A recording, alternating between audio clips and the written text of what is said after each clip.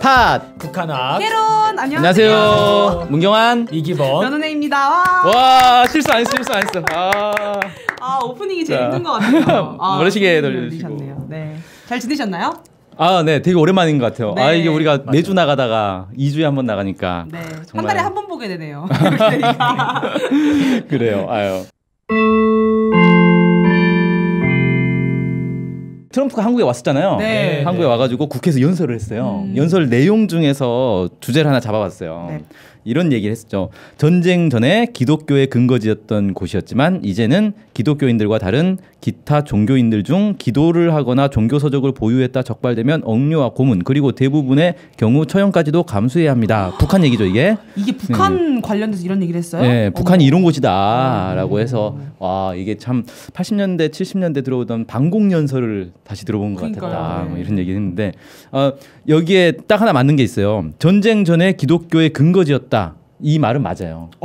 실제로 그 해방 전 네. 전쟁 전까지만 해도 한반도 지역에서 평양이 제일 기독교인이 많았어요. 아 그래요? 네, 기독교가 번성했다가 이제 해방 이후에 기독교인들이 많이 남쪽으로 올라매 버렸죠. 그리고 전쟁 시기에 또 더 막 올라가고 그래가지고 네. 북에 있는 이제 기독교인이 대폭 줄긴 했죠, 실제로. 네. 자 여기서 이제 퀴즈 나가겠습니다. 네.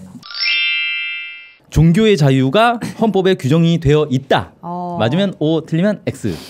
네. 종교의 자유는 규정되어 있지만 요약을 통해서 안 하게끔 만들지 않았을까라는. 와. 저도 비슷한데요. 상당히. 보장은 하는데 네.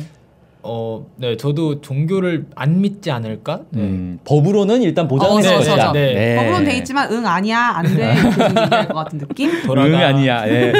정답입니다. 와! 말한 이유도 정답인가요? 말할 이유는 네. 좀 달라요. 아. 네. 일단 쭉 네. 설명을 해보도록 할게요. 헌법 제 68조에 이렇게 돼 있어요. 여기서 공민은 이제 공화국 그 국민? 사람을 얘기하는 거예요. 네. 예, 공민은 신앙의 자유를 가진다. 이 권리는 종교 건물을 짓거나 종교의식 같은 것을 허용하는 것으로 보장된다. 네. 종교를 외세를 끌어들이거나 국가 사회 질서를 해치는 데 이용할 수 없다. 이렇게 돼 있습니다. 뒤에 문장이 붙었네요. 네, 그래서 좀 특이하죠. 일단 신앙의 자유는 보장이 됐고요. 네. 신앙의 자유의 구체적인 것으로는 건물, 그다음에 의식, 이걸 이제 허용하는 것이고, 네. 다만 이제 제약 조건이 있죠. 이걸 가지고 외세를 끌어들이거나 국가 사회 질서를 해치는 데 이용하면 안 된다. 이렇게 이제 규정이 돼 있네요. 종교를 통해서 어떻게 외세를 끌어들이죠? 그 뒤에서 이제 설명을 드릴게요. 이게 죄송합니다. 실제로 매우 오랜 역사를 가지고 있어요. 그래요? 네, 그러니까 알겠습니다. 조선 시대까지 이제 올라가야 되는데. 네. 자 일단 그 종교 건물을 지을 수 있게 돼 있잖아요. 네네. 그래서 실제로 북한에 가면 종교 시설들이 있어요. 그래요? 네, 일단 절, 산에 가면 절들 있잖아요. 그러네. 그렇구나. 그게 네. 이제 관광지로 존재하는 게 아니라 실제 거기에 주지 스님이 있어요. 근데 이제 어떤 사람들은 주지 스님이 좀 이상하다. 삭발을 안 했어요. 진짜요? 네. 아니 당연히 스님은 삭발을 해야 스님이지. 네네네. 근데 꼭 그런 건 아닌 것 같더라고요. 그 불교도 좀 여러 가지 이렇게 종파 같은 게 나눠져 있죠. 종류가 좀 있어가지고 삭발을 꼭 안 하는 또 있더라고요. 네, 그다음에 교회도 되게 많아요. 교회는 이제 이 가톨릭 교회, 네. 그다음에 개신교회도 있고 특이하게 러시아 정교회도 있어요.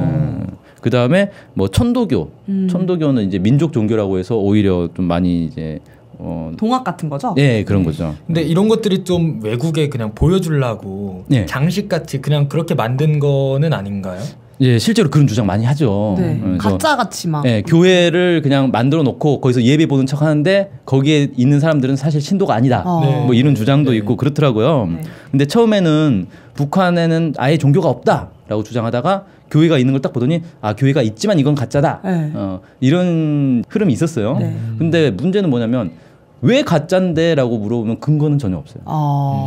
가짜라는 증거가 있냐라고 하면 없어요. 사람 표정이 좀 이상하다. 어떻게 알아? 근데 이걸 거꾸로 생각해 보면 한국에도 교회 되게 많잖아요. 엄청 많죠. 네. 어떤 사람이 어떤 외국인이 와가지고 저 교회 진짜 교회 맞냐고 저기 신도들 진짜라는 거 어떻게 진짜 신자인지 어떻게 증명할 수 있냐고 하면 어떻게 증명하죠? 증명할 방법이 없어요. 사실 생각해보면 이게 진짜인지 가짜인지 어떻게 입증을 하지? 네, 맞아요. 그래서 참 애매한 것 같은데 일단은 선입견 있잖아요. 북한은 당연히 종교가 없을 것이다 라고 생각하니까 당연히 저건 가짜겠지라고 생각하는데 실제로 그 교회에 이제 해외 동포나 외국인들은 그 북한에 여행을 갔거나 사업상 갔다가 주말이 되면 예배를 볼 거 아니에요. 네. 그럼 교회에 가서 예배를 보는 경우도 있어요. 그럼 자기가 느낄 때는 진짜 신자들 같았다는 거예요. 그냥 막 그 꾸민 그런 거 같지가 않았다. 목사도 목사 같았고. 네, 진짜 같더라라는 얘기는 이제 다들 하더라고요. 자, 그래서 이제 실제 살펴보면 종교 시설이 이렇게 있긴 있는데 사실 북한에는 이런 종교 시설은 있긴 있는데 많지는 않고 일단 개신교만 놓고 보면 대부분의 개신교도들은 가정교회에서 예배를 봐요. 네. 그러니까 가정교회라는 건 뭐냐면 실제 교회 건물이 아니고 그냥 가정집에서 가정집에 교인들 동네에 사는 교인들이 모여가지고 거기서 예배를 보는 거예요. 이런 가정교회가 북한에서는 이걸 등록을 하게 하거든요. 가정교회를 등록된 가정교회가 500개가 넘는데요. 그래서 일반 가정집 보통 이제 한 10명 정도가 이렇게 모여서 같이 예배를 보고 그 북한에 이제 조그련이라고 해서 조선 그리스도교 연맹이라고 있어요. 여기에 뭐라고 하나요? 사제라고 하나요? 그런 사람들을 이렇게 파견해서 이 사람들이 이렇게 쭉 가정교회를 돌면서 이렇게 예배를 보고 이렇게 해준다고 하더라고요. 그냥 집에 보통 뭐 주님의 은총을 이런 거 다는 그런 느낌이 아니라 진짜 집에서 예배를 본다는 거죠. 네, 그렇죠. 신기하네. 자, 여기서 이제 두 번째 퀴즈 나갈게요. 예. 와우. 자, 북한의 기독교인들도 기도하면서 아멘이라고 할까? 혹시 북한 사람들은 투쟁이라고 하지 않을까? 저 진짜 궁금했어요 이거. 저는 보지 마, 내 거. 아니 여기서도 컨닝을 하나요? 아니 누나를 보는 게 의미가 없어요. 어차피 다를 거기 때문에 아멘? 제가 알기로는 아멘이 예수님을 찾는 거잖아요. 예. 근데 제가 북한의 모습을 봤었을 때는 이제 수령님을 찾으시는 게 많기 때문에 네. 예배가 끝나면 이제 수령님 이렇게 아멘 대신에 수령님 그럴 것이다. 상당히 좀 충격적인데. 아니, 그래도 아멘은 똑같지 않나요? 제가 잘 몰라가지고 종교는. 네. 정답은요? 정답은 옵니다. 진짜 아멘이나요? 네. 아멘. 이렇게. 새내기가 맞추는데. 개감 쳐봤어요. 네. 감사합니다. 네. 북한에서도 아멘이라고 하더라. 어떻게 알아요? 그 가정교 죄송해요. 이상한 질문 하죠. 제가 직접 가보진 않았고 이제 북한에 이제 종교인들도 많이 방문을 하잖아요. 이 사람들이 가정교회에서 예배하는 것도 가서 보고 그다음에 이제 교회에서 예배할 때도 같이도 해보고 이러면서 얘기를 해줬어요. 거기서도 기도 끝나면서 아멘 하고 왜 그 기도하다가 중간에 막 이렇게 감정이 북받쳐 오르면 막 중간에 아멘 막 하죠. 북한에서도 똑같이 그러더라. 그래요? 라고 합니다. 네.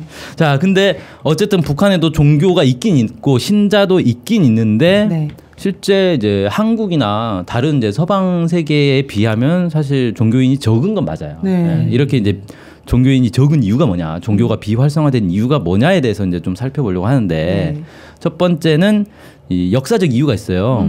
한국 전쟁 때 대부분의 이제 종교인들이 사라져 버렸어요. 그게 사라진 게 종교인들이 죽어서 사라진 게 아니고 어떤 문제였냐면 기독교라는 게 서양 종교, 특히 미국 종교다라는 그런 이제 생각들이 많이 있었단 말이에요. 근데 한국 전쟁은 그리고 이제 북한에서는 북한과 미국 사이의 전쟁이라고 인식하고 실제로 미국인들이 와가지고 막 폭탄도 퍼붓고 막 이 양민학살도 하고 막 이런 일들이 있다 보니까 와 미국인들은 기독교를 믿는 사람들 되게 좋은 사람들이라고 생각했는데 그게 아니더라.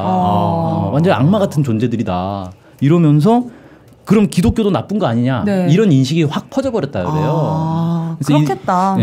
이 전쟁으로 인해서 기독교를 매우 적대하는 그런 사회 문화가 이렇게 쫙 생겨가지고 기독교를 믿는 사람들도 자기가 이제 대놓고 기독교를 믿고 있다고 말을 못하는 분위기가 돼버리는 거죠. 이건 막 분위기가 막 기독교인들 다 양키 앞잡이 막 이런 분위기가 돼버리니까 그렇게 해서 이 전쟁 직후에는 어쨌든 기독교가 완전히 죽어버리는 그런 이제 일이 있었다라고 합니다. 그래서 나중에야 종교에 대해서 되게 이제 막 그러면 안 된다 분위기가 이렇게 되면서 다시 이제 살아날 수 있었고 한동안 뭐 전쟁 이후 한동안은 뭐 기독교 얘기도 못 꺼내는 그런 분위기가 있었다 그래요. 그다음에 이제 철학적 이유가 있어요. 왜냐하면 그 사회주의는 기본 유물론이잖아요. 예, 마르크스가 뭐라고 했냐면 아주 유명한 말을 했죠. 종교는 이민의 아편이다 이런 말을 했어요. 진짜 센 발언인데. 잠깐 유물론 알아요, 친구? 들어봤어요. 뭐 무시하지 말아요. 요즘 고등학교 윤리 시간에 다 배우지 않나요? 네, 뭐 너무 그때 무시했네. 배웠어요. 네. 그래서 종교는 일종의 이제 미신인 거고 마르크스가 이 얘기를 한 건 뭐냐면은 착취 계급이 피착취 계급을 그 저항을 억누르기 위해서 종교를 퍼뜨리는 거다. 와, 진짜 센 발언이. 돌 안 맞았어요, 마르크스? 아. 기독교인들한테. 글쎄요. 알겠습니다. 그러니까 실제로 뭐 이제 예를 들면 그런 거잖아요. 야, 지금 우리가 막 착취 당하니까 되게 힘들게 살지만 열심히 노력하면 죽어서 천당 갈 수 있을 거야. 그쵸. 그러니까 저항할 필요가 없어. 그쵸. 그렇게 얘기하죠. 열심히 순종하면 뭐 순종 이런 거 많이 강조하잖아요, 종교에서. 네. 저항하지 말고 순종하고. 나중에 너의 천당 운명은 가. 하느님이 다 정해져 놨어. 네, 뭐 이런 그렇죠, 말. 그렇죠. 네. 그렇게 해서 투쟁을 억누른다. 이게 이제 착취받는 사람들이 저항을 해야 되는데 저항을 가로막기 때문에 이건 아편인 거다. 사람에게 환상을 심어준다. 이렇게 하다 보니까 기본적으로 사회주의 국가에서는 종교에 대해서는 되게 부정적인 인식을 많이 하게 됐죠. 그런 게 있고 이제 사회주의 국가에서는 이제 철학, 유물론 철학에 대해서 교양을 다들 하니까 자라나는 새 세대들 입장에서는 종교는 다 미신 아니에요? 이렇게 돼버리는 거예요. 그래서 교회 다니는 야, 너 왜 미신을 믿고 그러니? 이런 분위기가 이제 사회에 딱 퍼져버리는 거죠. 그 다음에 이제 정치적이었는데 아까 그 얘기했잖아요. 외세를 끌어들이는 게 종교를 통해서 외세를 어떻게 끌어들이느냐라고 하는데 이게 이제 실제로 이런 일이 많이 있어요. 네. 옛날에 조선 시대에도 기독교에 대한 박해가 심했잖아요. 네. 그게 왜 그러냐면 그 기독교인들이 선교사를 앞세워서 서양 문물을 가져오면서 이 기존 질서를 많이 어지럽히거든요. 네. 그리고 선교사라는 사람들이 실제 선교를 위해서 오는 사람들도 있지만 정찰을 위해서 오는 사람들도 많았어요. 선교를 명분으로 해서 와가지고 그 나라의 사회 여러 이제 일종의 간첩 행위를 하는 거죠. 그래서 본국에 알려주고 그렇게 하다 보니까 조선 시대도 그렇고 다른 나라 해외의 다른 여러 많은 나라들도 선교사들에 대해서 경계를 많이 했어요. 저 사람들이 혹시 간첩 아니냐. 그리고 실제로 그런 일들도 있었고 그러다 보니까 북한에서도 당연히 종교 포교를 가장해서 저 사람들이 뭔가 나쁜 짓을 하러 오는 것 아닌가 이렇게 이제 의심을 많이 하게 되고 실제로 그런 일들이 적발도 되고 근데 이제 적발이 되는 건 북한에서 적발되니까 우리는 이제 서방 세계에서 안 믿죠. 저건 기독교를 탄압하는 거다라고 하는데 북한 입장에서는 아니 이 사람들이 실제로 이 국가 체제 위협 행위를 한 거다. 그리고 재판을 통해서 이거는 체제 위협 행위를 했기 때문에 처벌하는 거지 종교 때문에 처벌하는 게 아니다라고 하는데 안 믿죠 그냥 밖에서. 그건 북한 너네 얘기고 이렇게 되는 거예요. 예를 들면 이제 이런 게 있어요. 그 케네스 베 사건이라고 해서 이게 그 케네스 베는 한국계 미국인인데 미국인으로서는 가장 오랫동안 북한에서 이제 복역을 한 사람이에요.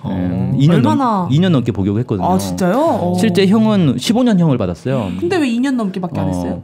중간에 이제 미국에서 막 특사 파견해서 제발 풀어달라 막 이렇게 해가지고 이제 보내줬죠. 근데 이 사람이 보통 이제 알려진 거는 이 사람은 그냥 단순 선교 활동을 했는데 그것 때문에 잡혀간 거다. 그래서 야 북한은 역시 종교를 탄압하는 나라다. 이렇게 돼 있는데 실제 이제 이 사정을 아는 사람 얘기를 쭉 들어보니까 그게 아니고 그 북한에 아까 가정교회 있다 그랬잖아요. 가정교회는 그 북한 정부에 등록을 하고 신고를 하고 운영을 하는 거예요. 가정교회 운영하는 거에 대해서는 북한에서는 특별히 문제를 삼지 않아요. 그냥 다 보장이 됩니다. 그리고 뭐 가정교회에서 예배를 하는데 뭐 무슨 얘기를 하는지 감시한다거나 이런 것도 별로 없어요. 그 신경 안 쓰는 거죠 사실은. 근데 가정교회 말고 지하교회라는 게 있어요 북한에. 진짜 지하교회가 있어요? 예. 이 지하교회가 지하에 있어서 지하교회는 아니고. 아 죄송합니다. 비밀리에 운영하는 가정교회 같은 거예요. 근데 북한 입장에서는 아니 등록하고 가정교회 운영하라고 그러면 아무 문제 없다고. 근데 등록을 안 하고 운영을 하는 거예요. 왜 그렇게 하지? 그럼 뭔가 이상하죠. 거죠. 네. 그래서 이게 이제 적발이 되면 이건 불법 행위라는 거예요. 그리고 이런 지하교회가 대부분 어떻게 운영이 되냐면은 중국을 통해서 중국의 이제 압록강이나 두만강 이런 건너기 되게 쉽거든요. 그래서 그런 데에서 이제 중국을 거쳐서 선교사들이 몰래 와가지고 북한 내에 자기들 지하교회를 만드는 거예요. 교인들을 막 모아가지고 비밀리에 막 선교 활동하고 예배 보고 막 이런 거 한단 말이에요. 근데 이걸 왜 하느냐? 단순히 종교를 퍼뜨리기 위한 게 아니라 이 과정에서 반체제 선전을 하는 거죠. 야 예수님을 믿어야 되는데 너네는 왜 너네 지도자를 믿니? 이거는 우상이야. 이런 것들이 이제 이루어지는 거예요. 그러니까 북한은 그걸 경계를 하는 거죠.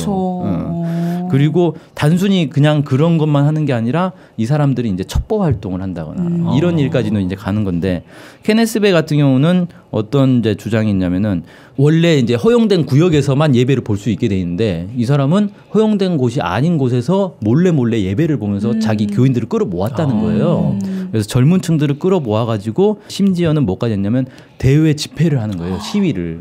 그러니까 종교 활동을 가장해 가지고 시위를 했다는 거예요. 예, 이게 약간 반체제 성향의 그런 시위를 하다 보니까 북한에서 볼 때 이건 위험하다. 싫죠. 돈 입장에서는. 그래가지고 이거는 이제 반체제 활동이다라고 해서 이제 체포를 한 거예요. 그런 일도 있었고 2015년에 북한 사역 목회자 협의회라는 게 있어요. 여기 협의회장 이 오성훈 목사라고 2015년에 그 한 이제 연합 컨퍼런스에서 이런 발언을 했대요.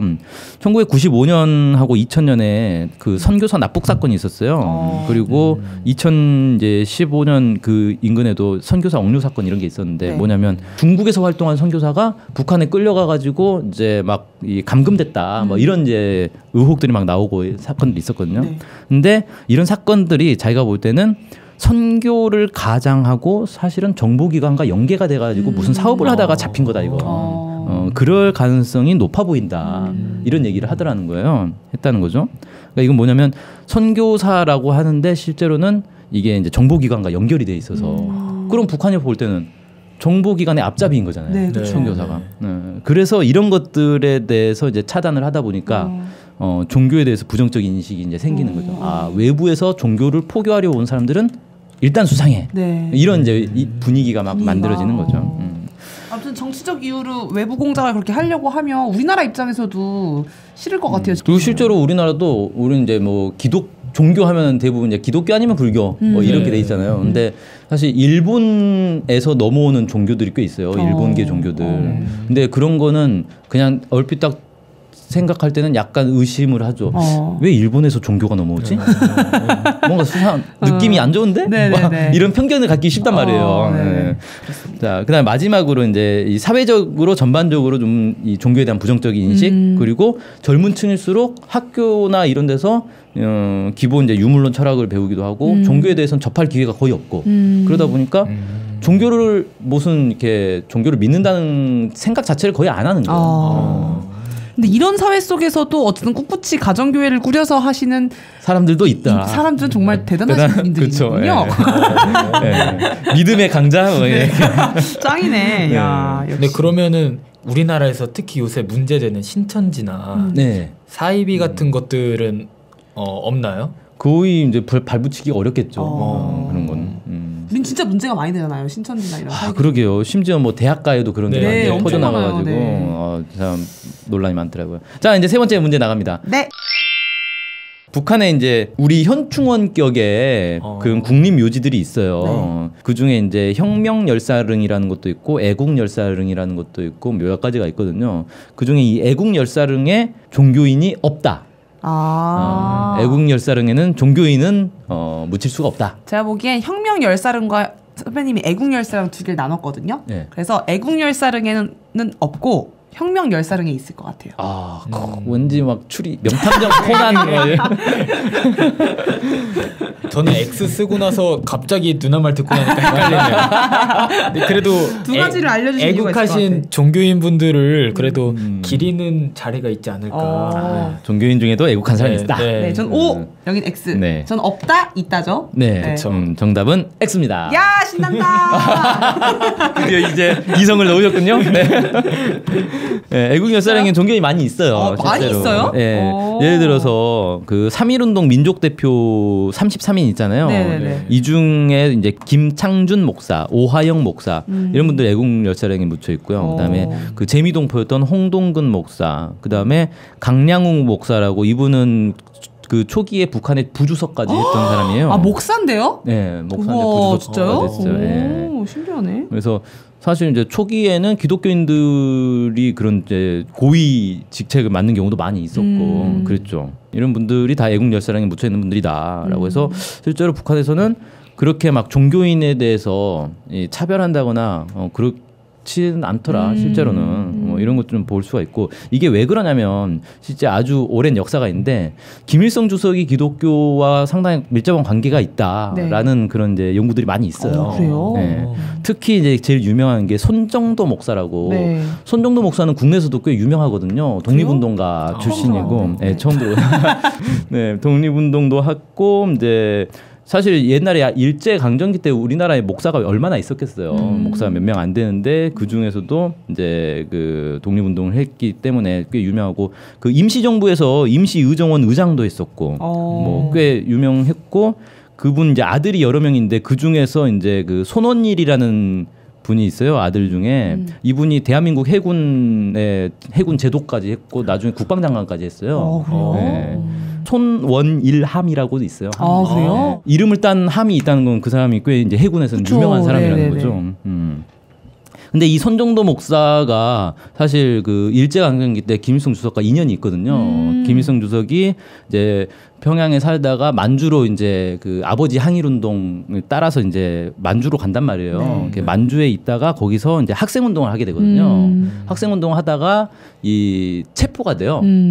체포가 되는데 그때 손정도 목사가 이 도와줘요? 네.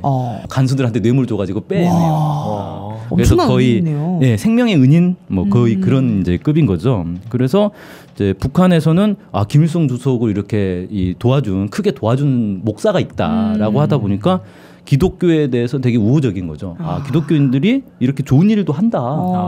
이런 게 있고 김일성 주석도 실제로 이제 그런 글도 썼다 그래요. 온 세상 사람들이 평화롭고 화목하게 살기를 바라는 기독교 정신과 인간의 자주적 삶을 주장하는 나의 사상은 모순되지 않는다고 생각한다. 뭐 이런 얘기까지 했다 그래요.